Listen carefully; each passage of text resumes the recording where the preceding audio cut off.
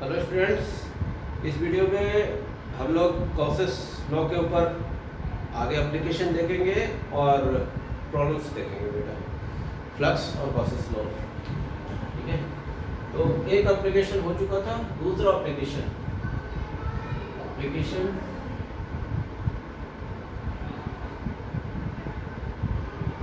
Of Gauss's law.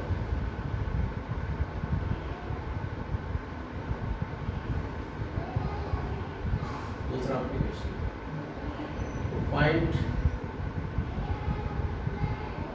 Electric field intensity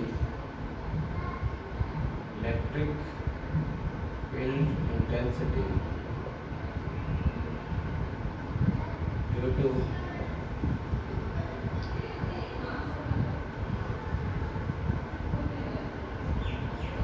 to uniformly charged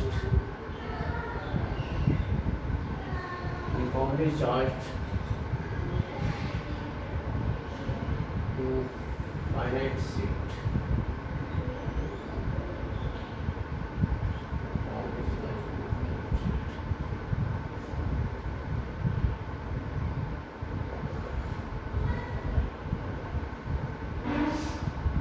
इस application में हमें क्या निकालना है?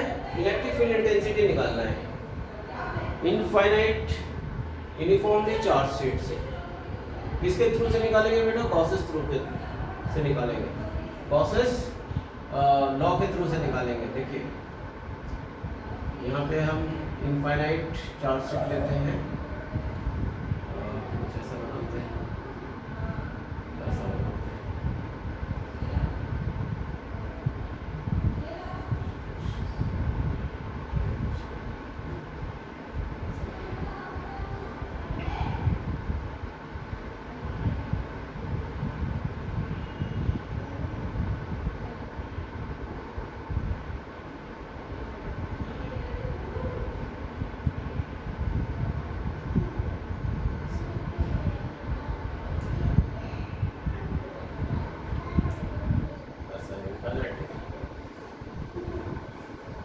चार्ज शीट है बेटा, बहुत बड़ा है। इनफाइनाइट का मतलब है किसी पॉइंट के रेस्पेक्ट में हमें अगर फील्ड इंटेंसिटी निकालना है तो उसके रेस्पेक्ट में ये पूरा इतना बड़ा भी इनफाइनाइट हो जाएगा बेटा। एक चीटी के लिए ये जो बोर्ड होगा बेटा वो इनफाइनाइट हो जाएगा, समझ गए? तो इनफाइनाइट का मतलब कुछ ऐसा नहीं समझना है कि बहुत बड़ा, मतलब अर्थ जैसे बहुत बड़ा, वैसा नहीं बेटा।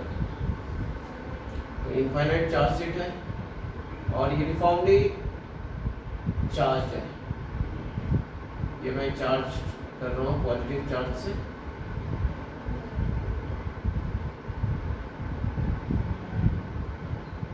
ठीक है,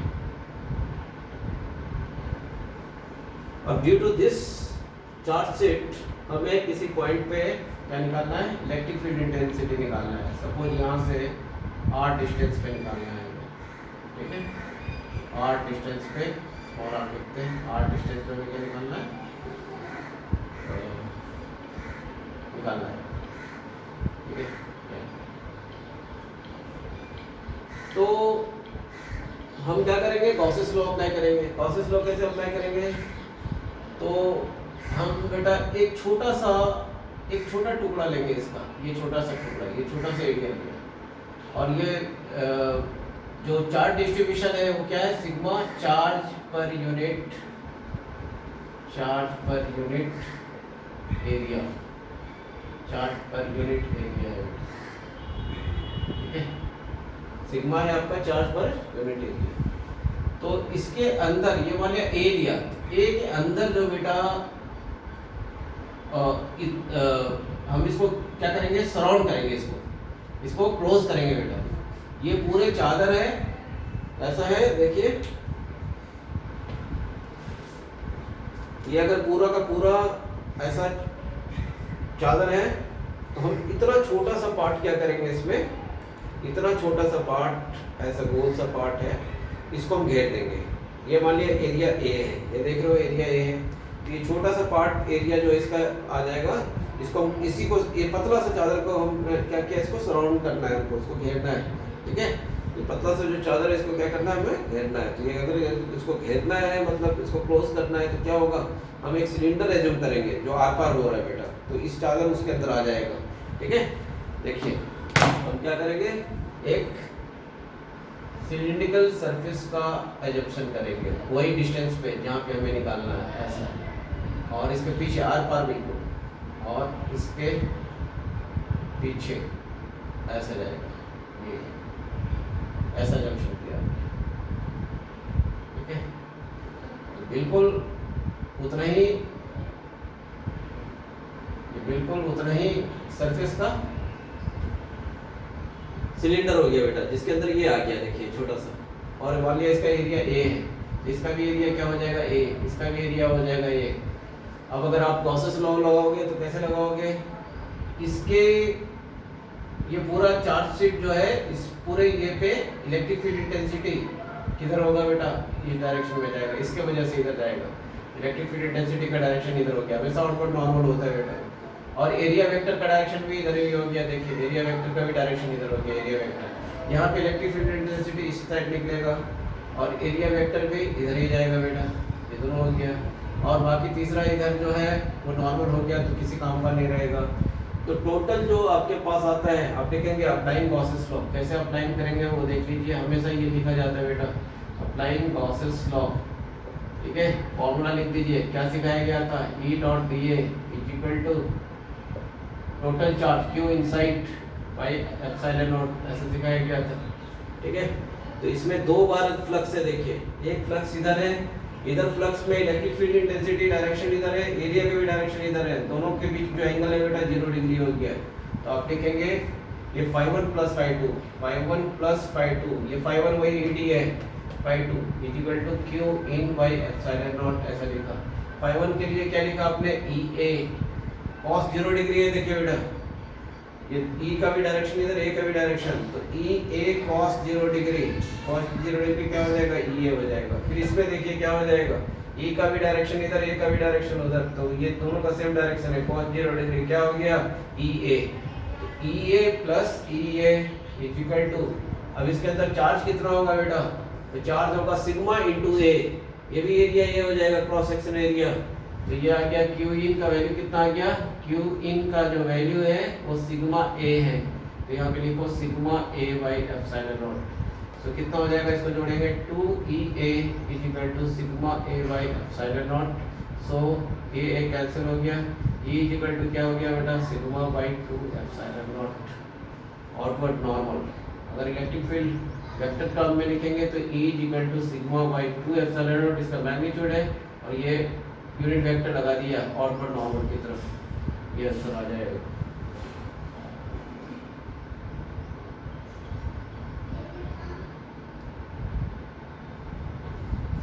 ठीक है,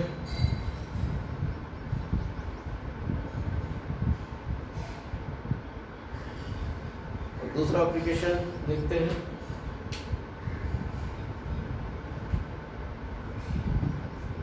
एप्लीकेशन पे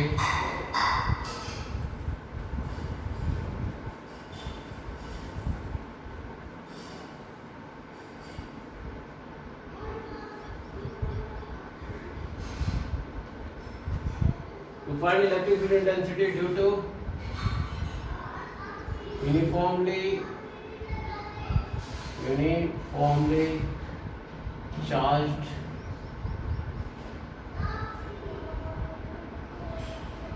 hollow sphere, uniformly charged hollow sphere, hollow spherical cell, spherical cell भी लिख सकते हो या हॉलो स्फीयर भी लिख सकते हो, स्फेरिकल सेल।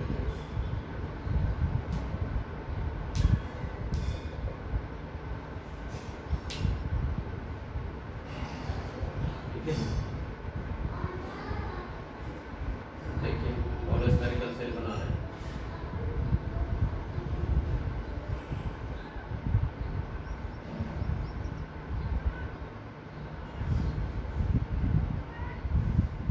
इसका डेरिवेशन करने से पहले मैं एक बात बताना चाहूंगा आपको कि अगर कोई हॉलो स्फेरिकल सेल होता है बेटा, और इसमें अगर आप वो भी कंडक्टिंग सेल है। कैसा है? होलो स्फेरिकल कंडक्टिंग सेल है बेटा। ये सेल जो है कंडक्टिंग है, कंडक्टिंग सेल है।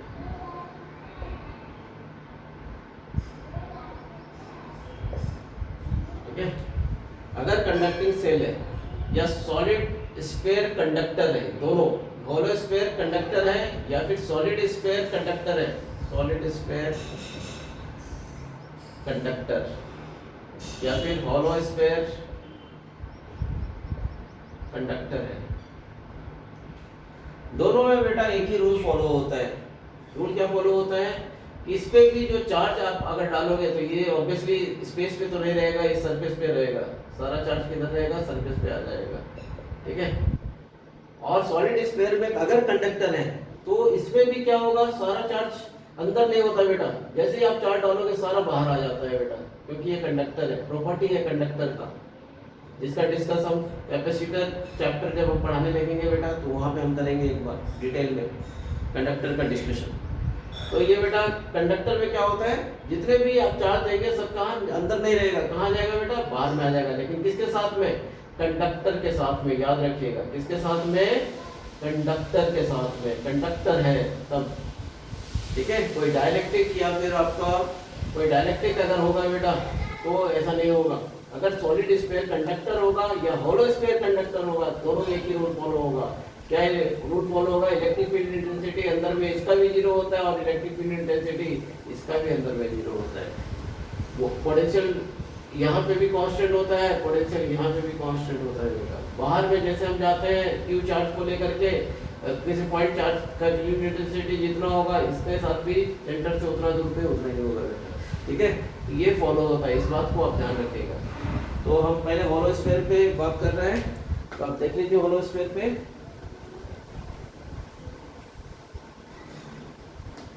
तीन केसेस लेंगे बेटा, तीन केसेस है। पहला case, first case, when radius क्या है इसका? आर है, ये रेडियस है। ठीक है, और आपको निकालना है इलेक्ट्रिक फील्ड इंटेंसिटी तीन जगह पे। कहाँ कहाँ पे? When R is less than R. दूसरा कहाँ निकालना है? When R is greater equal to R. और तीसरा कहाँ निकालना है? When R is greater than R. ये तीन केसेस को लेकर के चलेंगे। ये स्मॉल आर का मतलब होता है बेटा, ये radius R is less than R का मतलब होता है कि ये वाला इस यहाँ पे फील्ड इंटेंसिटी निकालना है। इस स्फीयर पे अगर आपने चार्ज डाला बेटा तो सारा चार्ज कहाँ रहेगा? सरफेस पे रहेगा ऑब्वियसली, क्योंकि ये स्फेरिकल सरफेस है। और इधर क्या है बेटा? ये सारा चार्ज कहाँ रहेगा? सारा चार्ज सरफेस के ऊपर रहेगा। ठीक है, बीच में ऐसे एयर है। तो अब हमें निकालना है ये स्मॉल आर। स्मॉल आर मतलब ये इस पॉइंट पे कहीं पे निकालना है आपको, स्फीयर का स्मॉल आर डिस्टेंस पे, सेंटर से लेकर के ये सेंटर वो है, निकालना है आर डिस्टेंस पे। तो हम क्या करेंगे बेटा? ये गॉसियन सरफेस की है। गॉसियन सरफेस किसको बोलते हैं? वही imaginary surface, imaginary Gaussian surface, वही सरफेस जो हमने पिछले दो एप्लीकेशन में लिया बेटा, उसको गॉसियन सरफेस बोलते हैं, जो क्लोज सरफेस है। कौन सा सरफेस है? क्लोज सरफेस है। और उसी के ऊपर हम क्या लगाते हैं? गॉसेस लॉ लगाते हैं, गॉसेस लॉ लगाते हैं। तो ये गॉसियन सरफेस क्या हो जाएगा बेटा? कैसे काम करेंगे हम?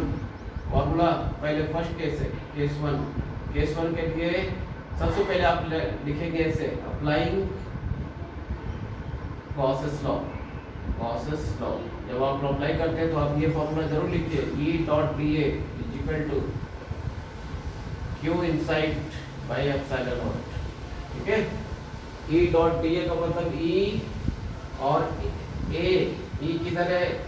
इसमें अंदर में तो चार्ज ही नहीं है बेटा, तो E इंटू ए कुछ भी अगर आप लिखेंगे तो ये चार्ज अंदर में है ही नहीं, अंदर में चार्ज तो 0 by epsilon nought, that implies E is equal to 0 हो गया। मतलब ये इसको कोई कुछ करने की जरूरत नहीं है। तो केस वन में क्या इलेक्ट्रिक फील्ड इंटेंसिटी आया बेटा? इलेक्ट्रिक फील्ड इंटेंसिटी 0 आया। तो किसी स्फेरिकल सेल के अंदर इलेक्ट्रिक फील्ड इंटेंसिटी क्या होता है? 0 होता है, E 0 हो गया। ठीक है, केस टू,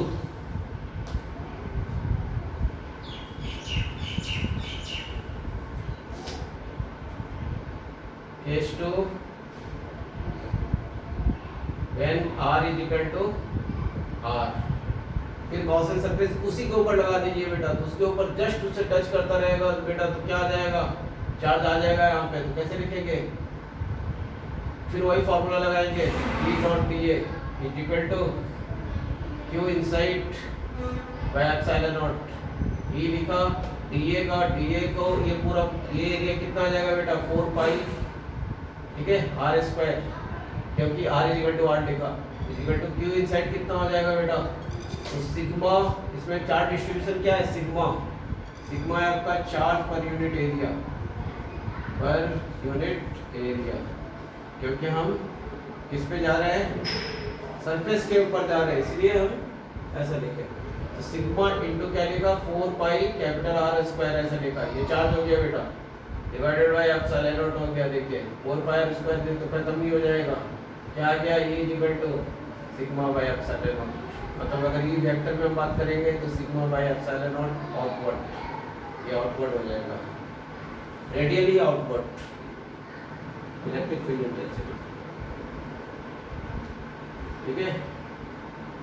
और अगर क्यू में आपको लाना है तो सिग्मा एक्चुअली क्या होता है बेटा, सिग्मा होता है charge Q divided by charge per unit area, area क्या है 4 पाई आर स्क्वायर। तो आप अगर आप फिट करेंगे तो यहाँ पे आ जाएगा बेटा, कितना आ जाएगा, सिग्मा की जगह में Q by 4 pi epsilon not R square, ऐसा आ गया, बिल्कुल कूलम्ब्स लॉ आ गया इलेक्ट्रिक फील्ड इंटेंसिटी, ये Q by R square.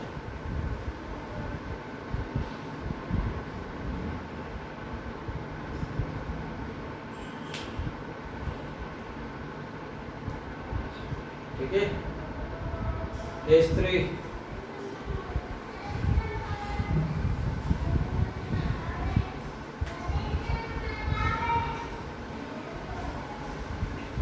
when r is greater than r, तो क्या हो जाएगा, when r is greater than r, फिर लगाइए applying Gauss's law, applying Gauss's law, फिर लिखिए, लिखना बहुत जरूरी है वाला, E डॉट डी है equal to Q inside by epsilon nought. अब जब बात करेंगे r is greater than r, तो ये r जो है अभी छोटा था, अभी r is equal to r हो गया बेटा, अब r is equal to greater than r, मतलब ये बड़ा सा r आ जाएगा, ये देखिए ये वाला, अब r बड़ा हो गया यहाँ पे, ये गॉसियन सरफेस हमारे यहाँ पे हो गया। तब इसके अंदर क्या हो गया, पूरा बॉल जो है बेटा, ये पूरा आपका स्फीयर जो है बेटा, उसके ऊपर चार्ज है, ठीक है। तो हम लिखेंगे E इंटू डी की जगह में ये पूरा का पूरा ये सरफेस एरिया किसका होता है, गॉसियन सरफेस का एरिया होता है, तो गॉसियन सरफेस का एरिया कितना हो गया 4 पाई आर स्क्वायर, डॉट है तो cos 0 डिग्री हो जाएगा, दोनों एक ही डायरेक्शन में है, डॉट का cos 0 डिग्री मतलब 1 हो गया बेटा, ठीक है। आप cos 0 डिग्री में भी लिखेंगे मतलब 1 हो गया, इक्वल टू क्यू इनसाइड कितना हो जाएगा, ये 4 pi R square sigma into 4 pi R square, ये क्यू इनसाइड होगा, ये आर स्क्वायर कौन सा है बेटा, ये इनटू 4 पाई आर स्क्वायर, यहाँ पे स्मॉल आर लिख दीजिए, क्यों आर स्मॉल आर लिखा, क्योंकि आर इज ग्रेटर देन, ये वाला सरफेस हो गया, sigma into 4 pi R square के मतलब इसके अंदर का चार्ज हो गया, डिवाइडेड बाय क्या लिखा आपने, एप्सिलॉन नॉट लिखा, तो ये इक्वल टू क्या हो जाएगा बेटा, 4 pi cancel, sigma R square by, ठीक है, एप्सिलॉन नॉट आर स्क्वायर, ये आ गया आउटवर्ड, ठीक है, ये मैग्नीट्यूड हो गया। और अगर वेक्टर में लिखेंगे तो sigma R square by epsilon not R square ऐसा। और इसको अगर आपको चेंज करना है चार्ज में तो भी कर सकते हैं, सिग्मा क्या होता है, Q by 4 pi R square होता है, ठीक है। तो अगर आप लिखेंगे E equal to Q by 4 pi capital R square into R square by epsilon nought small R square, R square गया, ये इक्वल टू क्या हो गया 1 by 4 pi epsilon not R square Q by 4 pi epsilon not R square, ये बिल्कुल वही हो गया कूलम्ब्स लॉ वाला। मतलब ये आपको बता रहा है कि कहाँ पे फील्ड इंटेंसिटी जो होता है बेटा, वो पूरा का पूरा चार्ज कहाँ पे है, कॉन्सेंट्रेट पॉइंट चार्ज को आप कंसीडर कर सकते हो। ये जो बता रहा है 4 पाई एप्सिलॉन, ये equal to Q by 4 pi epsilon not R square क्या बता रहा है, इसका मतलब है कि ये पूरा का पूरा स्फीयर का जो चार्ज है बेटा, ऐसा एज्यूम करो कि वो कहाँ पे, सेंटर पे है, पॉइंट चार्ज है सेंटर पे, तो फील्ड इंटेंसिटी उसको वही निकलता है जो इस स्फीयर का निकलता है। मतलब इस पूरे स्फीयर का देखो, कहने का मतलब है कि पूरे स्फीयर का जिसपे आपने ये r रेडियस का, अगर आपने r डिस्टेंस पे निकाला, ठीक है, पूरे स्फीयर पे चार्ज है, कितना चार्ज है बेटा, q चार्ज आपने दिया है, ठीक है, r डिस्टेंस पे, वही होगा जो पॉइंट चार्ज r डिस्टेंस पे होगा।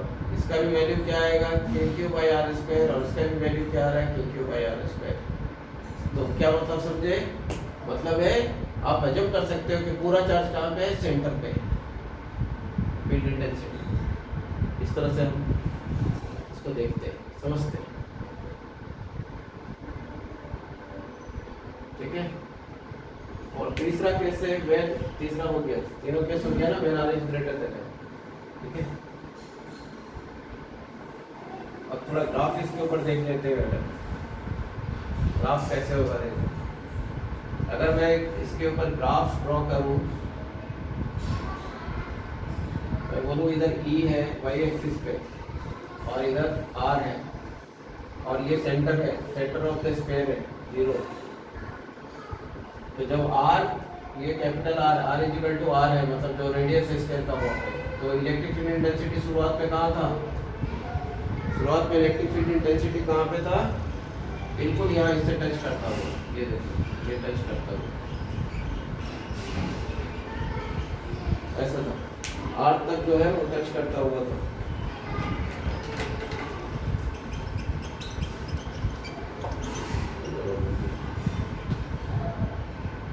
R तक जो था वो 0 था, इससे टच करता हुआ मतलब क्या, 0 है फील्ड इंटेंसिटी। उसके बाद R से अचानक बदल जाता है, कितना, kq/r²। देखिए ये kq/r² हमने निकाल के बताया था आपको। उसके बाद फिर धीरे धीरे क्या होता है बेटा, कम होता जाता है, ये देखिए, ये ग्राफ है R और इलेक्ट्रिक फील्ड इंटेंसिटी के बीच का ग्राफ। तीनों केस आ गए बेटा, R से पहले 0 है, एग्जैक्टली R पे kq/r² है, और जैसे ही R का इस कैपिटल R से आगे बढ़ता है, फील्ड इंटेंसिटी घटता जाता है इन्फिनिटी की तरफ, इन्फिनिटी 0 की तरफ अप्रोच करता है, ठीक है। फिर देखिए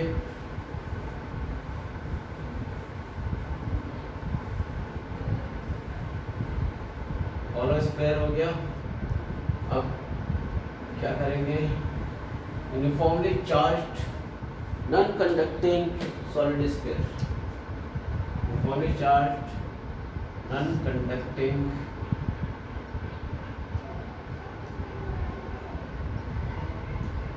सॉलिड स्फीयर।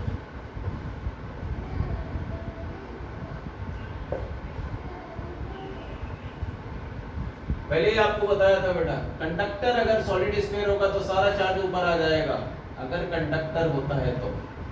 नॉन कंडक्टर अगर होता है बेटा तो सारा, मतलब डाइलेक्ट्रिक होता है बेटा, तो सारा जो होगा इसके अंदर, सारा चार्ज डिस्ट्रीब्यूशन कैसा होगा, सब जगह होगा, अंदर बाहर सब जगह होगा बेटा, ऐसे रखिए, याद रखिए। कंडक्टर में ऊपर आ जाता है डाइलेक्ट्रिक, या फिर नॉन कंडक्टर में क्या होगा बेटा, पूरा डिस्ट्रीब्यूशन होता है, होल, ठीक है। इसलिए हम इस पे चार्ज डिस्ट्रीब्यूशन कैसे लिखते हैं, रो लिखते हैं, चार्ज पर यूनिट वॉल्यूम लिखते हैं, चार्ज पर यूनिट वॉल्यूम, ठीक है। चलो देखते हैं, पूरा कंप्लीट हम दे रहे हैं सॉलिड स्फीयर।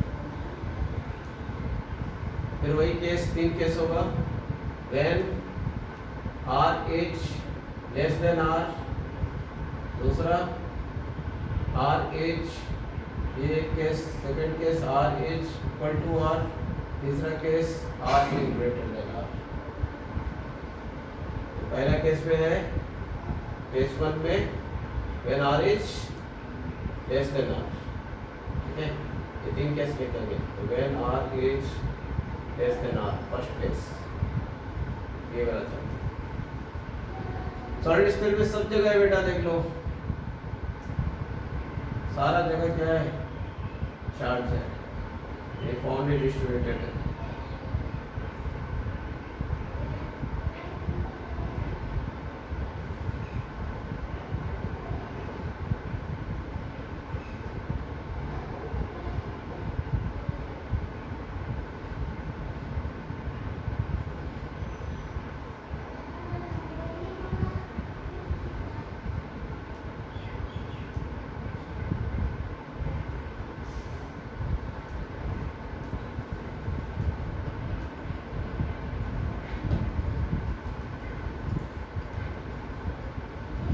ठीक है, अब हमें निकालना है आर इच, इसका रेडियस, ये सेंटर है, इसका रेडियस क्या है बेटा, आर है, कैपिटल आर है। और आपको वो डिस्टेंस जो कैपिटल आर से छोटा हो, इससे छोटा हो, मतलब आपको गॉसेस लॉ अप्लाई करना पड़ेगा। तो आप लिखेंगे अप्लाइंग गॉसेस लॉ, और ये लिखना पड़ेगा आपको जो बताया गया है, cross surface E dot dA is equal to Q inside by epsilon nought, ये फॉर्मूला, ठीक है। अब लगाइए Q इनसाइड, तो आपको देखना पड़ेगा जब R छोटा है, मतलब ये स्फीयर के अंदर कितना चार्ज है ये मैटर करेगा, क्योंकि ये आपने स्मॉल r ये वाला ले लिया, देखिए स्मॉल r ये वाला है। अगर स्मॉल r में आपने क्या किया, गॉसन सरफेस बनाया इतना, अब इसके अंदर कितना चार्ज है बेटा वो मैटर करेगा, इसके अंदर इस छोटे से स्फीयर के अंदर कितना चार्ज है, ठीक है। इस छोटे से स्फीयर के अंदर कितना चार्ज होगा बेटा, तो रो अगर हम ले रहे तो क्या लिखेंगे, Q इनसाइड जो हो जाएगा बेटा वो हो जाएगा rho into 4/3 pi R cube, volume के साथ में, क्योंकि रो क्या है, चार्ज पर यूनिट वॉल्यूम है, आर स्मॉल आर मतलब ये होता है, rho into 4/3 pi R cube, इतना चार्ज होगा बेटा। यहाँ पे रो क्या है, चार्ज पर यूनिट वॉल्यूम है, आप रो को ऐसे भी लिख सकते हैं, रो यहाँ पे क्या है, रो है Q, अगर चार्ज पे लिखेंगे तो Q/4/3 pi capital are cube, ऐसे भी लिख सकते हो, मतलब है पूरा चार्ज Q पूरे वॉल्यूम पे है, पूरा वॉल्यूम कितना है 4/3 पाई आर क्यूब है, पूरा वॉल्यूम 4/3 पाई आर क्यूब है, तो उसमें पूरे पे चार्ज Q है, वो रो है बेटा, ठीक है। तो rho into 4/3 small 4 pi R cube, तो इतना चार्ज निकाल देगा, इस स्फीयर के अंदर चार्ज निकाल देगा, इतना हो जाएगा। अब बाहर वाले जो स्फीयर है उस चार्ज की वजह से फील्ड इनसाइड तो होगा नहीं, तो अंदर वाले के वजह से ही होगा यहाँ पे, तो अंदर वाले के वजह से होगा तो कितना होगा, तो ये फॉर्मूला लगा देंगे E डॉट, ये cos 0 डिग्री में चला जाएगा, E इंटू A, ठीक है, इक्वल टू A बोलने से कितना आ जाएगा, 4 पाई स्मॉल r स्क्वायर इंटू 4 पाई स्मॉल r स्क्वायर हो गया, इक्वल टू Q इनसाइड कितना हो गया, देखिए Q यहाँ पे लिखा है rho into 4/3 pi small r cube divided by epsilon naught, क्या क्या जाएगा, 4 पाई जाएगा, 4 पाई जाएगा, क्या बच गया यहाँ पे, E इक्वल टू आ गया बेटा रो, और ये r स्क्वायर r में चला जाएगा, तो रो r/3 एप्सिलॉन नॉट आ गया, ये देखिए आउटवर्ड रहेगा, रेडियली आउटवर्ड, ये आ गया आपको रो r/3 एप्सिलॉन नॉट,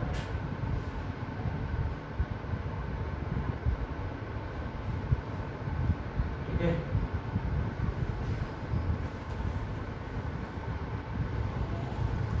आप यूनिट वेक्टर अलोंग r भी लिख सकते हो, किधर है यूनिट वेक्टर अलोंग r, या फिर आप रेडियली आउटवर्ड ऐसे लिख दो, तो नॉर्मल जा रहा है r के लिख सकते हो, r के लिए ये आप लिख सकते हो यूनिट वेक्टर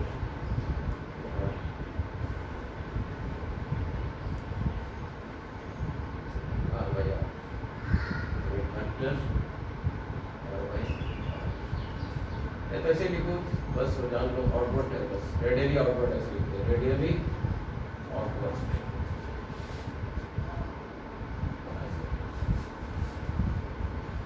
आर लिखा हुआ है rho r/3 epsilon naught, rho r/3 epsilon not.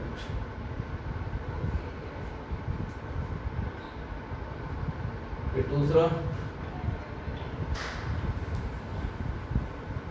इसमें आपको आ गया रो आर बाई, इसका वैल्यू ई इक्वल टू कितना आ गया rho r by 3 epsilon naught, यहाँ पे लिख दिया। फिर इसका दूसरा वैल्यू देखिए कितना आता है। When r is equal to, दूसरा cases when r is equal to capital R, ऐसे हालत में गॉसियन सरफेस हमारा ये पूरा यही सरफेस हो जाएगा बेटा, ये पूरा गॉसियन सरफेस हो जाएगा, इसके ऊपर ओवरलैप करेगा। तो पूरा चार्जेस तो Q है बेटा, Q बोलो चाहे rho into 4/3 pi capital R cube बोलो, ये आपका Q इनसाइड हो गया, ठीक है, ये पूरा चार्ज Q। ऐसे हालत में क्या लिखेंगे, R is equal to R पे फिर लगाएंगे applying Gauss's theorem, applying Gauss's law, पूरा लिखना पड़ेगा ऐसा है। E dot D A is equal to total charge कितना हो गया Q inside by epsilon not, तो E इनटू क्या लिखेंगे 4 pi capital R square is equal to कितना आ जाएगा rho into 4/3 pi R cube by epsilon naught, 4 pi R square, 4 पाई यहाँ पे R आ गया, E इक्वल टू कितना आ गया rho R by 3 epsilon naught आ गया, देखिए ये आ गया रेडियली आउटपुट, रेडियली आउटपुट।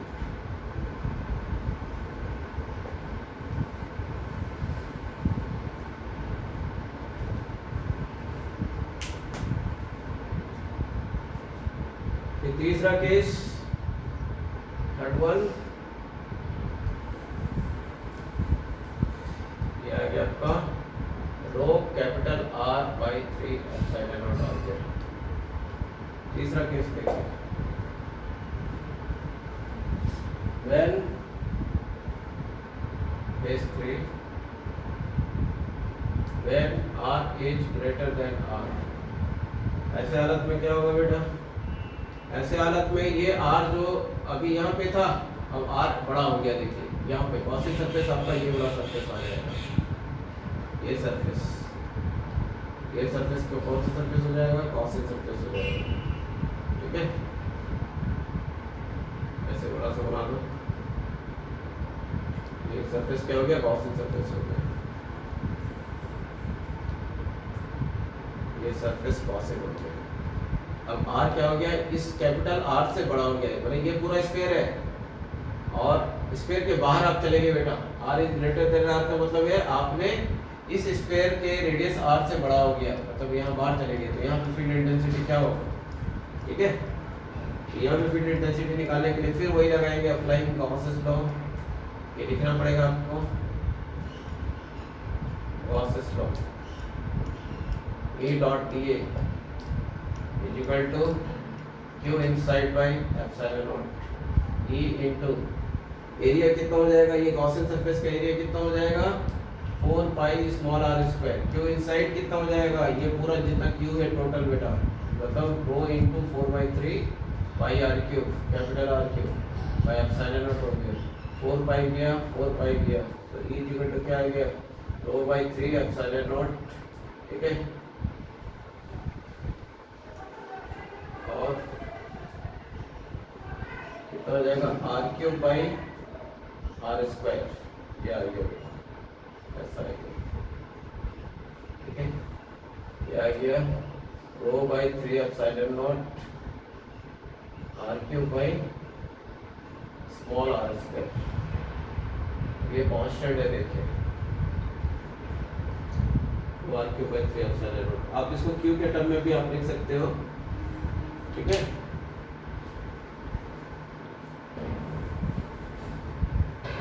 ये तीन चीज मिल गया आपको।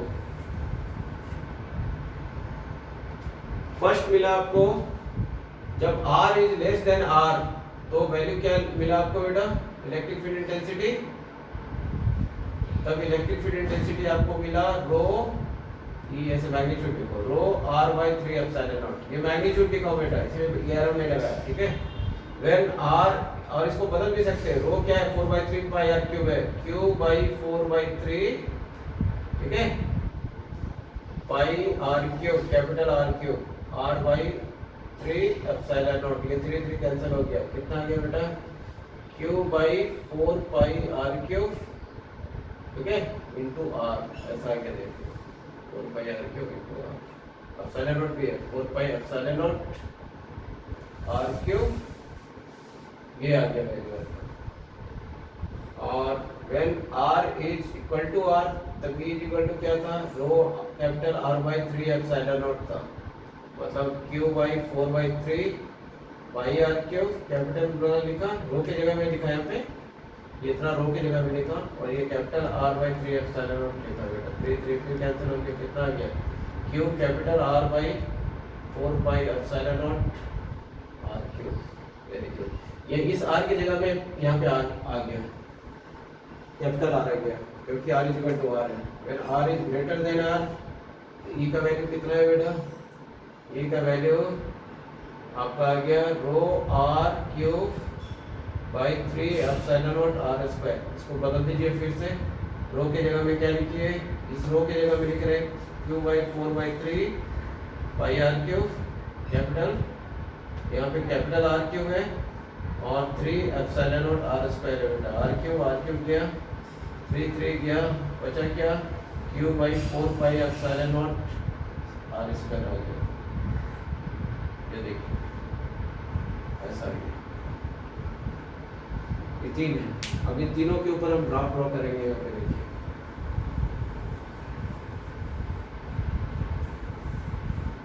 मतलब आप इलेक्ट्रिक फील्ड इंटेंसिटी का वैल्यू या तो ये बोलिए, चाहे Q के टर्म में ये बोलिए, एक ही बात है, या तो आप ये बोलिए रो के टर्म में, या फिर Q के टर्म में ये बोलिए, या फिर आप R इज ग्रेटर देन ये बोलिए, या फिर आप ये बोलिए, ठीक है। ग्राफ थोड़ा देख लेते हैं,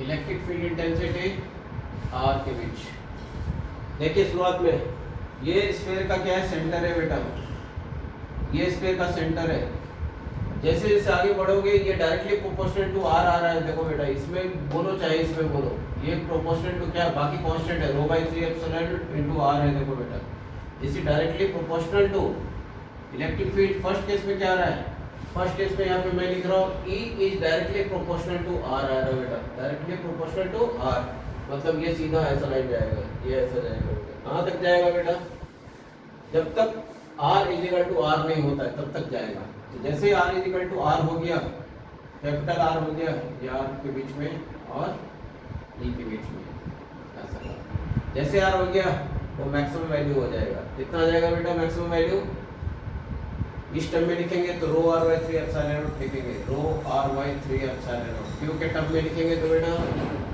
q r by 4 pi epsilon naught r cube. अब उसके बाद क्या होगा, जैसे r से बड़ा हो गया बेटा, वैसे ही फिर ये इसको फॉलो कर रहा है, पॉइंट वाला, जैसे पॉइंट चार्ज का होता था ना k q by r square, बिल्कुल वो वही है, k q by r square है बेटा, मतलब ऐसे फॉलो करेगा, ऐसे नीचे जाएगा, आपका ग्राफ ऐसा हो गया, एक ऐसा जाएगा, इस पॉइंट पे मैक्सिमम होगा, फिर ऐसे चला जाएगा,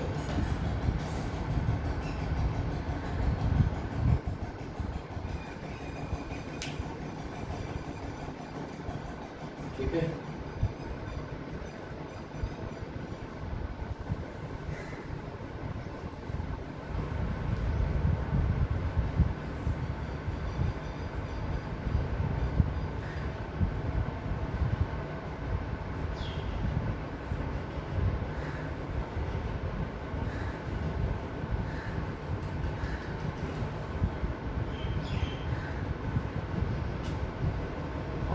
ड्यू टू चार्ज कंडक्टर अगर बोले बेटा तो अलग से आप डेरिवेशन कर भी सकते हो, नहीं भी कर सकते हो, ठीक है। Application of Gauss's law due to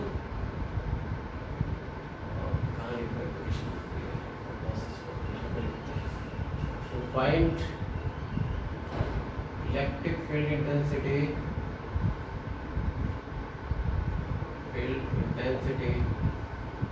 due to uniformly charged conductor, charge conductor.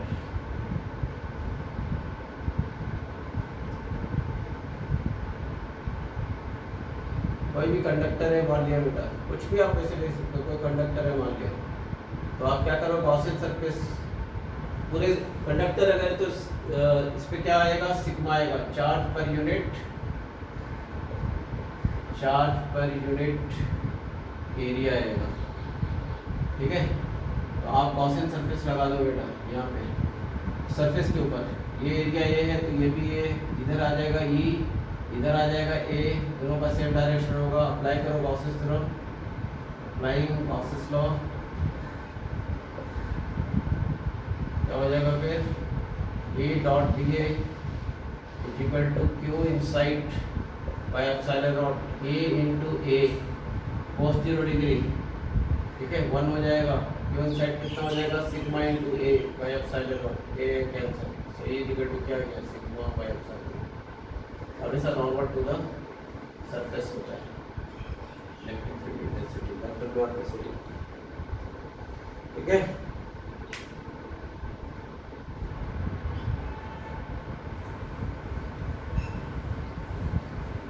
थोड़ी सी प्रॉब्लम देखते हैं फ्लक्स के ऊपर और प्रोसेस लॉ के ऊपर।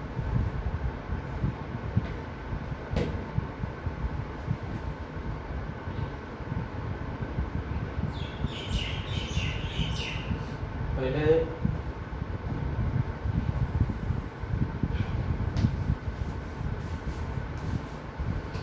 जैसे एग्जाम्पल 1, एक मैंने चार्जशीट दिया, एक और चार्जशीट दिया।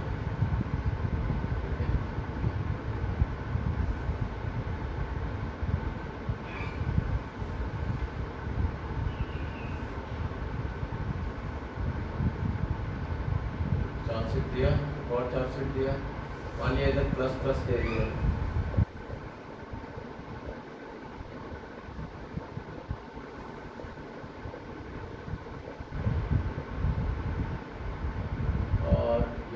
प्लस दे दिया। मान लिया इसमें भी सिग्मा दे दिया चार्ज और इसमें भी सिग्मा दे दिया। 3 पॉइंट हमने दे दिया आपको, point A, point B, point C, और आपसे पूछा गया कि कौन सा पॉइंट पे इलेक्ट्रिक फील्ड इंटेंसिटी 0 होगा। मतलब तीनों पॉइंट पे आप निकालिए, पॉइंट ए पे, पॉइंट बी पे, पॉइंट सी पे। तो पॉइंट ए पे या सी पे अगर आप जाएंगे बेटा, तो डिस्टेंस फॉर्मूला में क्या आ रहा था, electric field intensity sigma by 2 epsilon naught आ रहा था बेटा, कोई डिस्टेंस के ऊपर डिपेंड नहीं कर रहा था इनफाइनाइट चार्जशीट से। ठीक है, तो ऐसे हालत में सी पे क्या हो जाएगा, सी पे अगर देखेंगे तो सिग्मा बाय एप्सिलॉन नॉट आ जाएगा बेटा, सिग्मा बाय 2 एप्सिलॉन नॉट। इसके वजह से, इस चार्जशीट के वजह से, इसके वजह से भी यहाँ पे क्या आ जाएगा बेटा, सिग्मा बाय 2 एप्सिलॉन नॉट आ जाएगा। ठीक है, सो दोनों अगर आ गया तो कितना हो जाएगा, दोनों को जोड़ दीजिए तो कितना आ जाएगा, 2 सिग्मा बाय 2 एप्सिलॉन नॉट, ये चला जाएगा, मतलब सिग्मा बाय एप्सिलॉन नॉट आएगा। उसी तरह से इधर भी जैसे राइट साइड पे है, मतलब अगर बोलेंगे ये डायरेक्शन आई कैप है, ठीक है, तो ये हम लिखेंगे आई कैप, इधर माइनस आई कैप हो जाएगा, इधर भी वही हो जाएगा बेटा, सिग्मा बाय 2 एप्सिलॉन नॉट इसके वजह से, और सिग्मा बाय एप्सिलॉन नॉट इस चार्जशीट के वजह से, तो दोनों मिलकर कितना हो जाएगा, सिग्मा बाय एप्सिलॉन नॉट। इधर होगा माइनस आई कैप में आएगा, बीच में क्या होगा, इसके वजह से इधर, इसके वजह से इधर 0 हो जाएगा बेटा, ये दोनों से, मतलब इधर भी सिग्मा बाय 2 एप्सिलॉन नॉट और इधर भी सिग्मा बाय 2 एप्सिलॉन नॉट, एक प्लस दूसरा माइनस, मतलब 0 आ जाएगा बेटा। ठीक है, तो एग्जांपल 1 में हमने ये 3 पॉइंट पे निकाला, क्या निकाला, point electric field intensity at A, at point A, B and C.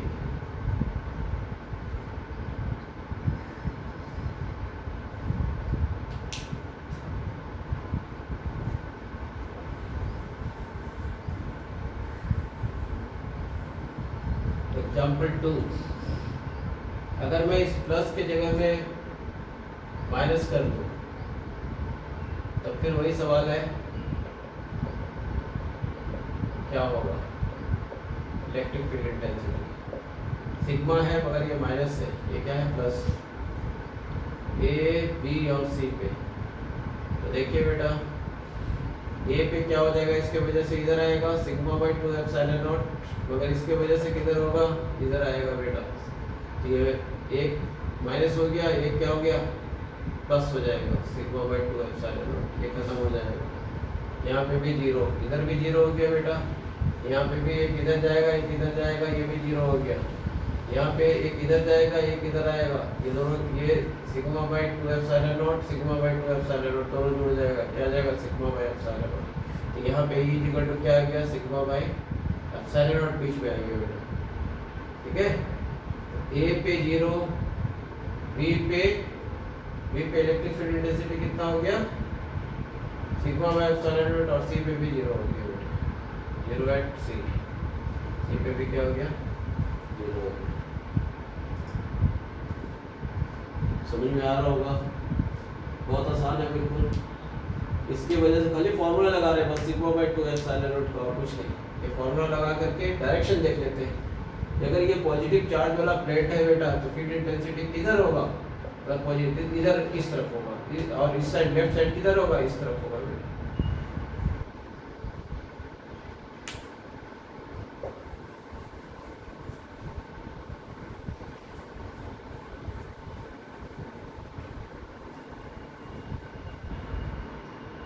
Example 3,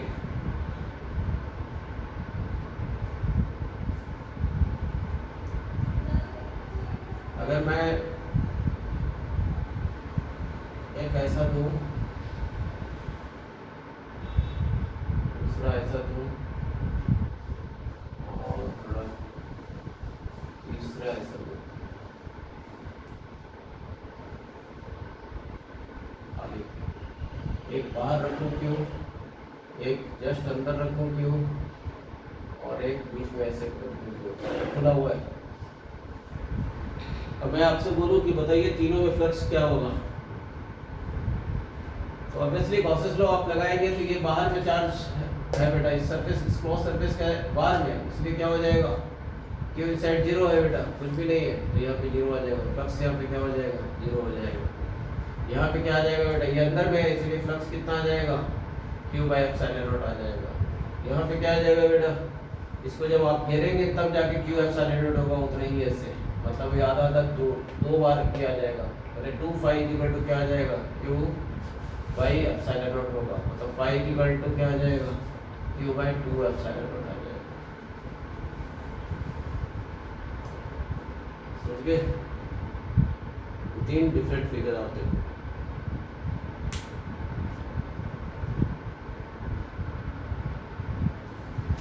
example 4,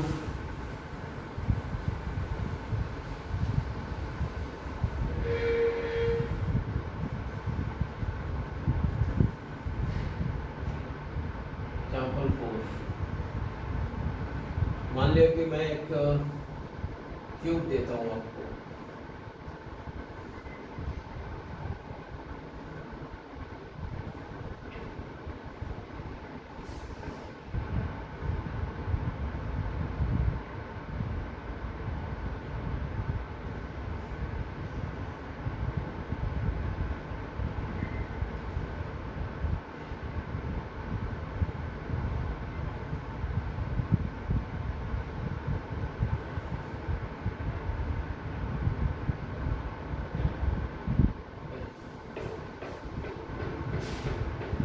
और मैंने एक चार्ज क्यूब को अंदर में कहीं रख दिया,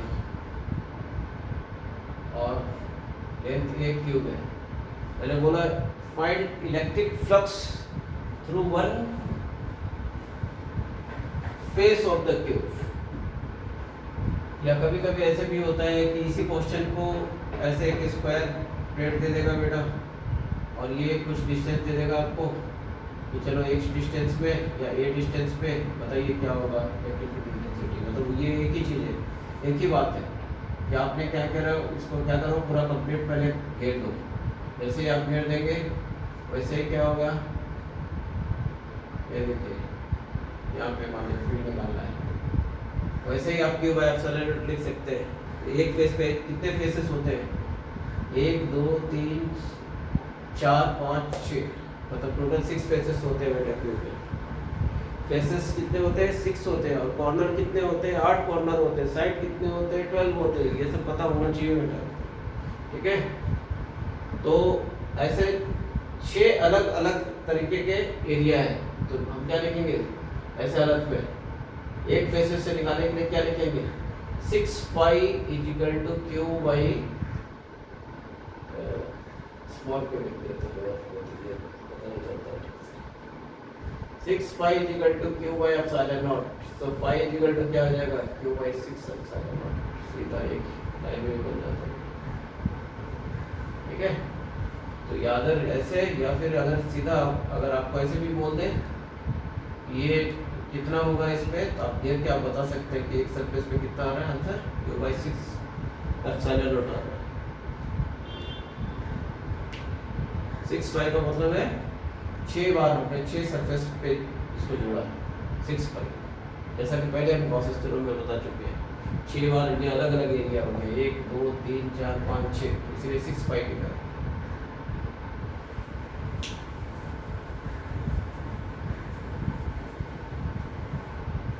एग्जांपल 5,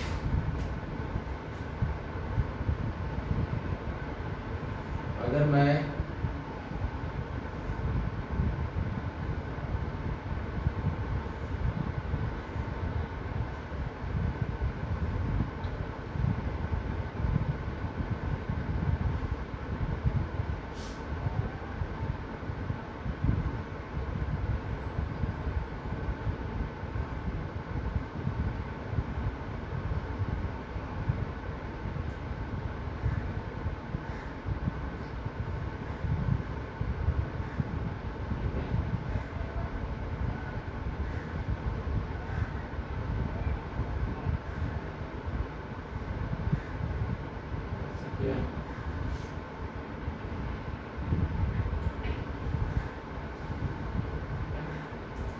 ये क्यूब दिया और इस क्यूब के कॉर्नर पे हमने चार्ज कितना डाल दिया, क्यू दिया, और आपसे बोला कि बताइए एक फेस से कितना निकल रहा है, ठीक है।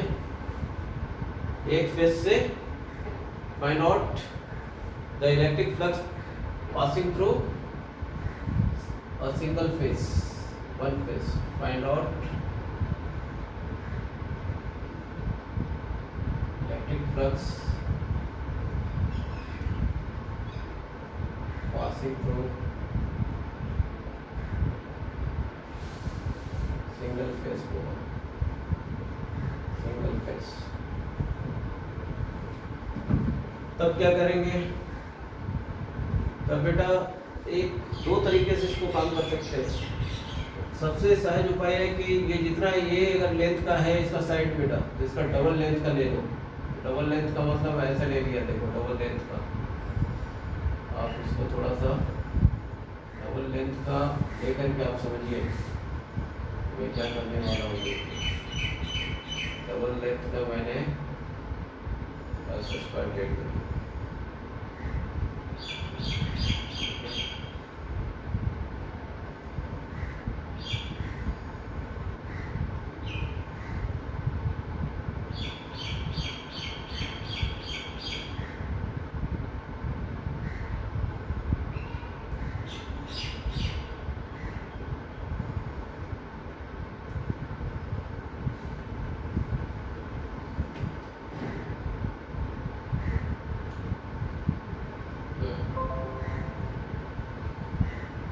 और बिल्कुल ये साइज वाला यहाँ पे बिल्कुल मिडिल पॉइंट पे फिट कर दीजिए बेटा, बिल्कुल मिडिल पॉइंट पे। तो अगर बिल्कुल मिडिल पॉइंट पे आप फिट करेंगे, देखो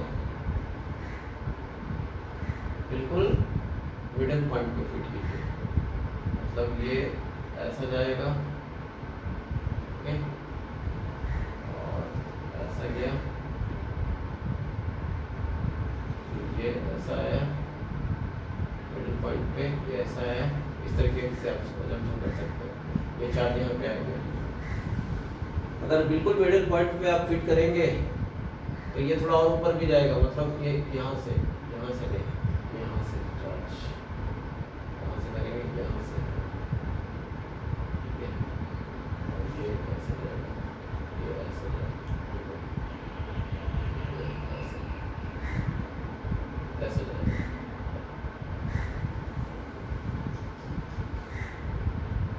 बिल्कुल यहाँ पे आपने फिट किया, यहाँ फिट किया आधा पे, मतलब ये थोड़ा मैं ऐसा बना दे रहा हूँ, ठीक है, इस जगह पे ये आधा पे, मतलब 1/4 जगह पे आप फिट कीजिए। तब इसके लिए 12, मतलब आपने जो ये अगर ए है तो आपने 2a साइड का क्या किया, क्यूब बना लिया, 2a साइड का क्यूब बनाया, और इस छोटे वाले साइड को आपने कहाँ पे फिट किया, बिल्कुल बीच में फिट किया है, इसका इसका कॉर्नर बिल्कुल बीच में आ गया, मतलब वो साइड से इधर आ गया। ऐसे हालत में देखिए बीच में आ गया, ये पूरा गिर गया, गॉसियन सरफेस बन गया, गॉसियन सरफेस पूरा गिर जाएगा, तो फिर अब कितना आ जाएगा बेटा, तो टोटल 6 सरफेस हो गया पूरा का पूरा। तो फिर आप उसे लिखेंगे कि एक फ्लक्स एक फेज से कितना आएगा टोटल, मतलब एक फेज से कितना आएगा, तो एक फेज से आएगा क्यू बाई क्यू, यहाँ पे था क्यू बाई 6 एप्सिलॉन नॉट आ गया, क्यू बाई एक फेज से कितना आ गया, क्यू बाई 6 एप्सिलॉन नॉट आ गया, एक फेज से बड़े वाले। ये वाला फिट हमने यहाँ पे किया है, बिल्कुल ऐसा फिट किया है कि ये बीच में आ जाएगा बिल्कुल आधा, ये मतलब इस तरीके के कितने आएंगे, ऐसे 4 क्यूब इसके अंदर आएंगे बेटा, 4 क्यूब इस तरीके से फिट करो कि ऐसे ये छोटे छोटे 4 क्यूब आ जाएगा इसके अंदर, ठीक है। तो छोटे छोटे 4 क्यूब आया, तो एक फेज से कितना निकल रहा है 6, ये पूरे बड़े वाले फेज से, तो ये तो 1/4 हो गया ना इसका बेटा। तो टोटल फ्लक्स कितना आ जाएगा एक फेज से, मतलब इस एक क्यूब से फ्लक्स कितना आएगा टोटल, तो वो हो जाएगा फिर 1/4 इसका था, मतलब ये टोटल फ्लक्स आ जाएगा Q by 6 1/4 into 6 epsilon nought, मतलब कितना आ गया बेटा total flux Q by 24 epsilon not, ऐसे।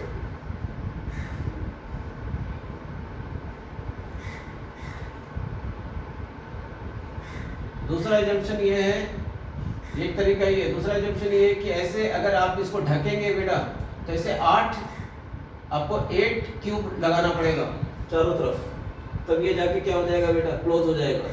तब एक पूरे क्यूब से कितना आ जाएगा क्यू बाई 8, तब फ्लक्स आ जाएगा एक पूरे क्यूब से आ जाएगा बेटा क्यू बाई 8 एप्सिलॉन नॉट आ जाएगा, sorry Q by 8 epsilon naught आ जाएगा, ठीक है, एक क्यूब से आ जाएगा। फिर अब एक क्यूब में देखिए, अगर यहाँ कॉर्नर पे है तो कॉर्नर के ऊपर वाला पे कोई फ्लक्स नहीं, ये वाला पे भी, ये जो जो क्यूब के साथ सटा हुआ फेसेस है उसके साथ कोई भी नहीं, तो जो सटा हुआ नहीं है उसे उधर से ही फ्लक्स निकलेगा। तो एक इधर हो गया, एक नीचे हो गया बेटा 2, और एक इधर वाला हो गया 3, 6 फेसेस में 3 फेसेस से निकलेगा।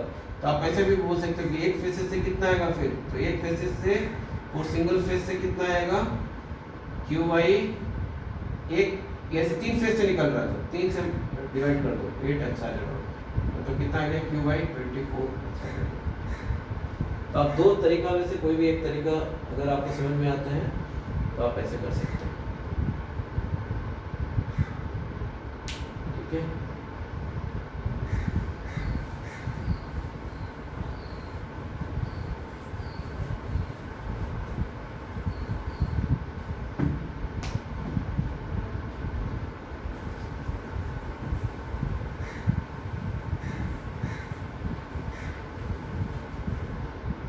लास्ट प्रॉब्लम देख लेते हैं, चैप्टर 6।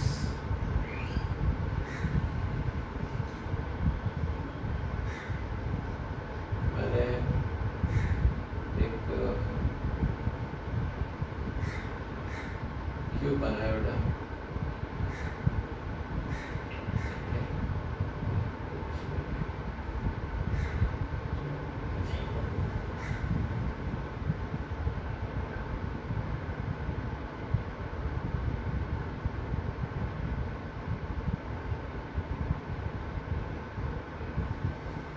इलेक्ट्रिक फील्ड इंटेंसिटी का वैल्यू मैंने ई नॉट एक्स आई कैप दे दिया बेटा। एक्स आई कैप का मतलब ई नॉट इस तरीके का है, ई नॉट एक्स है इस डायरेक्शन में, और हमने क्या किया, थोड़ा और इधर ले लेते हैं, ये 0 है, ये ए है, और ये वाला भी ए है। इसका जो क्यूब का साइड है बेटा, साइड ऑफ क्यूब ए है। अब आपसे बोला टोटल फ्लक्स आप निकालिए इस क्यूब के थ्रू से, इलेक्ट्रिक फील्ड डायरेक्शन ऐसे है। तो आप जब इस पॉइंट पे आएंगे, इस फेस पे आएंगे, देखिए ये फेस तो परपेंडिकुलर हो गया, ये फेस परपेंडिकुलर, ये फेस परपेंडिकुलर, दूसरा फेस परपेंडिकुलर। ऐसे कितने फेस, 4 फेस परपेंडिकुलर हो गया। तो cos 0, क्योंकि जब आप फ्लक्स लिखते हैं बेटा तो E डॉट ए लिखते हैं, क्या लिखते हैं, E डॉट डी ए लिखते हैं। तो E डॉट डी ए का मतलब E डी ए cos 90 जहाँ पे हो जाता है बेटा वो खत्म हो जाता है, cos 90 का वजह से 0 हो जाता है। ऐसे 4 फेसेस है जिसमें क्या हो जाएगा, 90 की वजह से 0 हो जाएगा। तो बस ये 2 फेसेस बचा बेटा, लेफ्ट और राइट वाला फेस। मतलब ये वाला फेस एरिया वेक्टर इधर है, इलेक्ट्रिक फ्लक्स किधर है बेटा, इधर है, इलेक्ट्रिक फ्लक्स इधर है। तो आप लिखिए फ्लक्स कितना हो जाएगा उसमें, φ1 for left face, phi for ये लेफ्ट फेस, लेफ्ट फेस कितना आ जाएगा, ई फाई मतलब वो ई डॉट डी ए होता है। तो आप देखो सीधा phi is equal to e dot D a, ठीक है। ई ए कॉस कितना आ जाएगा, देखिए लेफ्ट फेस में ई किधर है, इधर है, ई नॉट एक्स है, एक्स इज इक्वल टू ए, तो ई नॉट ए हो गया। और एरिया किधर है बेटा, ए स्क्वायर, लेफ्ट साइड है। दोनों के बीच एंगल कितना है, 180 डिग्री है। दोनों के बीच एंगल कितना है, 180 डिग्री है। तो कॉस 180 डिग्री लिखेंगे।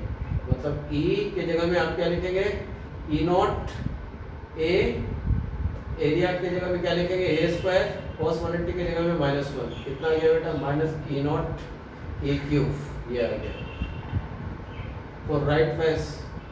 और ये फॉर लेफ्ट फेस था, for right face. Right face मतलब इसके लिए देखिए इलेक्ट्रिक फील्ड इंटेंसिटी का डायरेक्शन इधर, एरिया का भी डायरेक्शन इधर, ई भी इधर, ए भी इधर।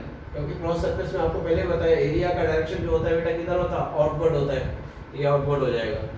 तब अब फाई कितना हो जाएगा, ये फाई 1 दे दिया, फाई 2, फॉर्मूला वही आ जाएगा ई, ठीक है। अब यहाँ पे ई कितना आएगा, ई नॉट, देखिए यहाँ से लेकर के यहाँ तक का डिस्टेंस 2a है, तो लिखेंगे ई नॉट 2a, क्योंकि ई नॉट ये इलेक्ट्रिक फील्ड इंटेंसिटी का ये वैल्यू दिया हुआ है, x दिया हुआ, तो x की जगह में हमने 2a लिखा, ए नॉट 2a, ठीक है। एरिया कितना है, a स्क्वायर, cos कितना हो जाएगा, 0 डिग्री, टोटल कितना आ गया, 2 e नॉट a क्यूब, वो भी प्लस में है, ठीक है। तो अब कितना हो जाएगा, नेट फाइनल कितना हो जाएगा, फाइनल आ जाएगा आपका minus E not 2 E not a cube minus E not a cube, मतलब कितना आ गया, ई नॉट ए क्यूब। ये फाइनल आंसर है बेटा, फाइनल, ठीक है।